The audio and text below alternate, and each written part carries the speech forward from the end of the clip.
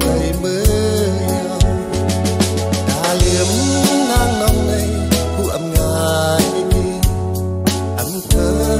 dù pin hôm hơn cần nóสันปีมา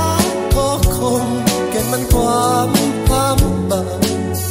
ต่างหักอันกินเต็มกับเงินยาหวังความปัญญาลำยาดำกันทองซ้ำยืนอยู่ในใจก้อยกามเฮาตบหายเอาผู้เป็นในป่วยดังอ้อยอย่าไปให้มันเหนื่อยกว่าท้องเลือเป็นนางแล